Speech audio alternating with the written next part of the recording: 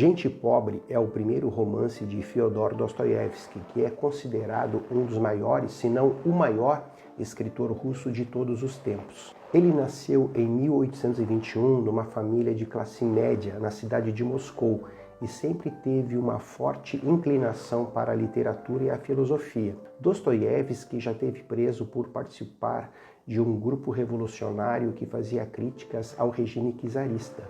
O cumprimento de pena foi uma experiência marcante para o escritor e sua obra passou a refletir conteúdos como o sofrimento, a culpa, a liberdade, o mal e a redenção. Ele morreu em São Petersburgo, deixando uma herança literária para a humanidade que influenciou outros grandes escritores e filósofos como Kafka, Nietzsche, Albert Camus, Sartre e Freud.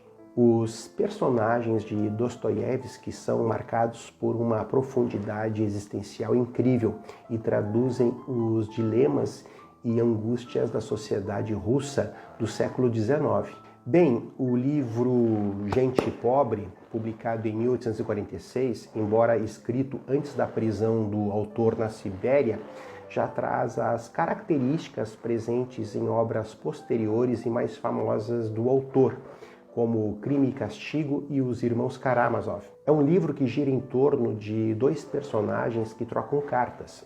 É, portanto, um romance epistolar. Apenas tem um relato de algumas páginas sobre a infância e adolescência de Varvara, uma dessas personagens, que foge desse sistema de troca de cartas.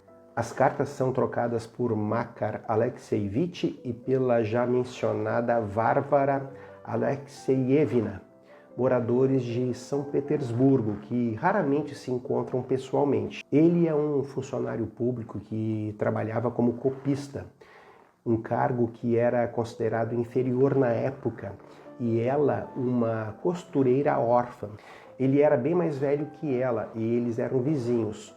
O interessante é a amizade verdadeira, virtuosa e sem interesses que existe entre eles. Nas cartas, eles demonstram reciprocamente uma preocupação genuína.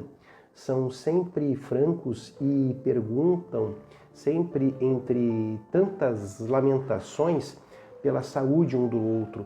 Se estão precisando de alguma coisa, também fazem suas pequenas fofoquinhas e às vezes até divergem em alguns assuntos, mas sempre carinhosamente. Às vezes, com as cartas, eles também enviam um para o outro pequenos presentes, como flores, livros, pequenas somas em dinheiro e comentam seus gostos literários. Eles trocam ideias sobre as obras de outros escritores russos, como Pushkin e Gogol, e Makar acaba se identificando com os personagens desses livros. Makar tinha uma afeição paterna por Varvara. Vejam como ele expressa isso. Foi a afeição paterna que me inspirou, apenas a pura afeição paterna, Varvara Alexeyevna, pois cumpro o papel de seu pai devido à sua amargura de ser órfã. Falo isso de coração puro, como um parente. Afinal, seja como for, sou seu parente distante, parente por parte de Adão e Eva, como diz o ditado, mas mesmo assim parente. E agora, o parente mais próximo e protetor. Eles falam também, através da troca de cartas, de sua condição de pobreza, com grande conhecimento de causa, descrevendo sempre em detalhes essa situação, demonstrando também uma enorme empatia pelas pessoas que também experimentavam a miséria do mundo. Varvara reclamava que Makar levava tudo muito a sério e também reclamava que ele vivia querendo pegar dinheiro emprestado a juros com agiotas. Vejam o que ele escreve sobre isso.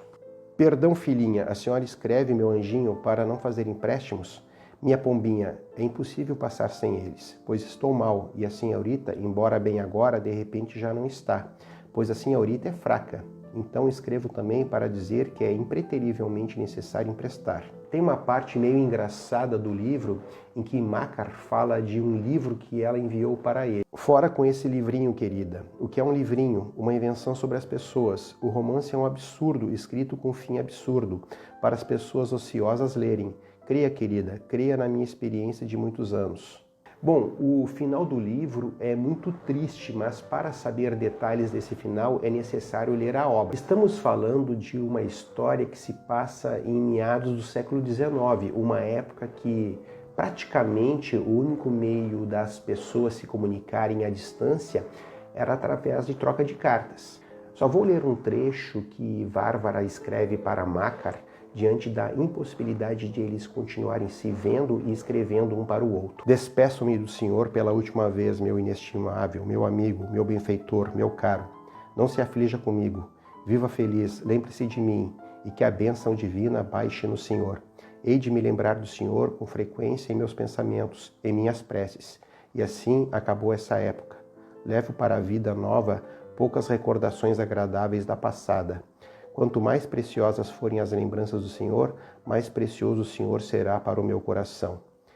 É o meu único amigo, é o único aqui que me amou, pois eu vi tudo, pois eu sabia como o Senhor me amava. O Senhor ficava feliz apenas com um sorriso meu, com uma linha de carta minha. Agora o Senhor precisará se desacostumar de mim.